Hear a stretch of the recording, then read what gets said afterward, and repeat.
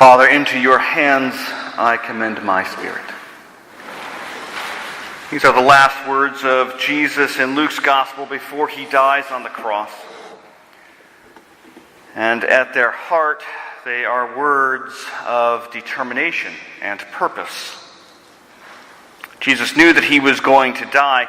In Luke's gospel, Jesus sets his face towards Jerusalem a while back and has as his sole purpose making it to these last words, this last moment before he breathes his last.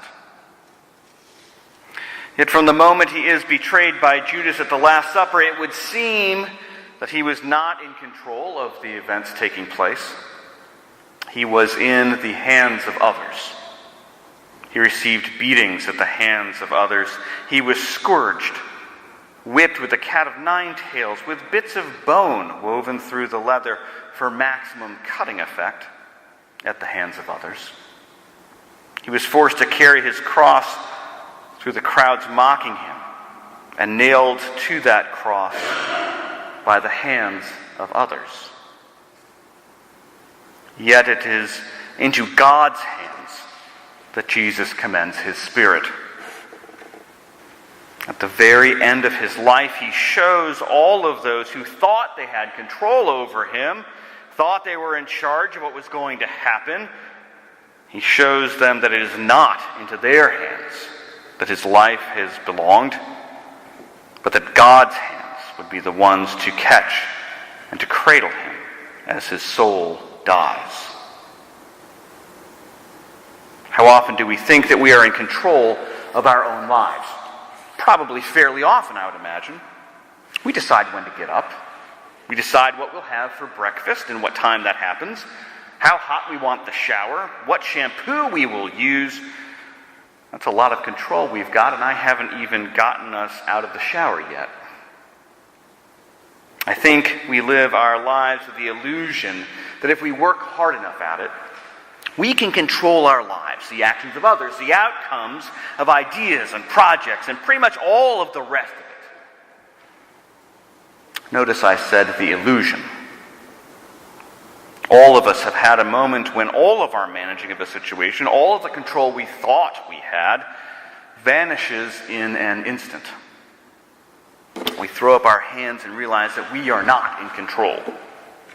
Or certainly not to the extent we had thought just the moment before.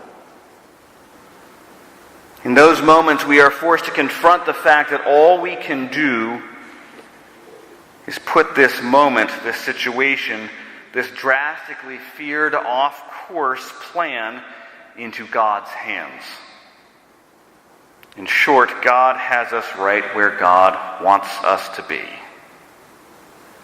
Father, into your hands I commend my spirit. This is not something that we should do, my brothers and sisters, only in moments of crisis or doubt.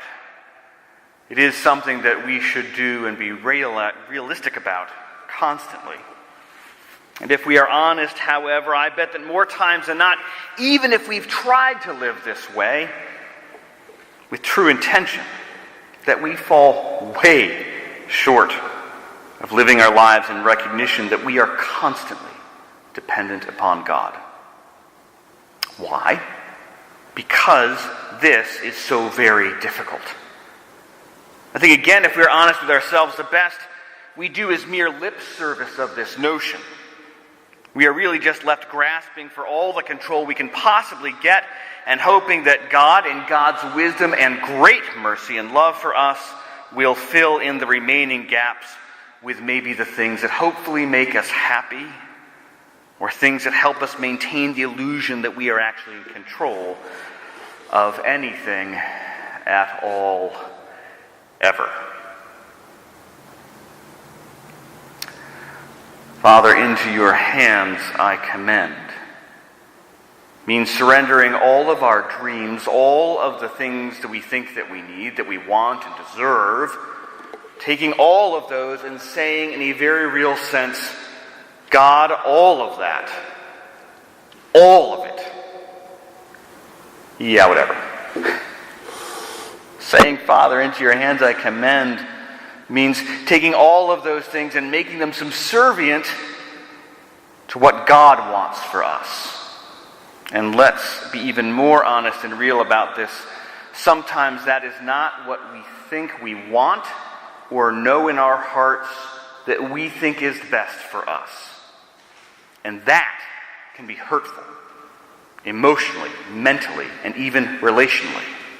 That totally giving up to God means that when we are in God's hands, we may get molded and shaped or even pruned in ways that are not comfortable or even seem hurtful.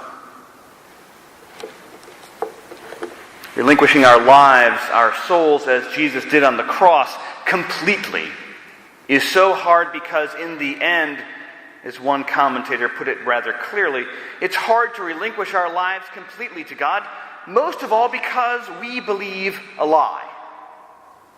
We believe the lie that the things we have are ours. They are not. We believe the lie that the blessings we have we deserve. We don't. They are a gift.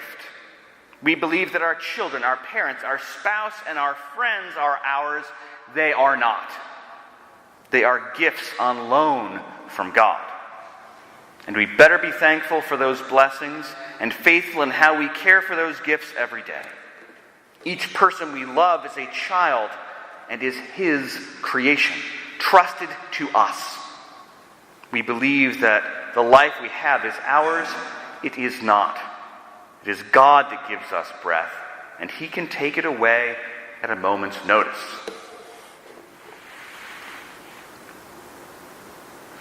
Father, into your hands I commend my spirit. To live this faithfully into God's love for us requires of us that we change how we view the world and how we move towards deeper faith in our relationship with God, our Creator. Living more fully into that your hands means that we need to look for ways that we can actively and consciously take actions that demonstrate to ourselves that we even truly believe that everything is in God's hands. And finally, we need to look to the cross and remember that in the end, Jesus let go of His life, let go of His agenda, let go of His wants and needs, and let God take control. The last words Jesus says from the cross are the final trusting act, the final teaching, the final inspiration to all creation. They are said in love. They are said in recognition of the wondrous grace and all-encompassing love of God. They are our words to live into again and again and again.